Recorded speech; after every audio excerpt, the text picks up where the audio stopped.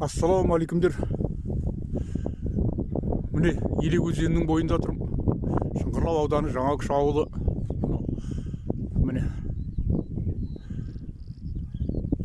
мына ағаштың өзі Россия Федерациясының жері. Міне су басып жатыр бәрін.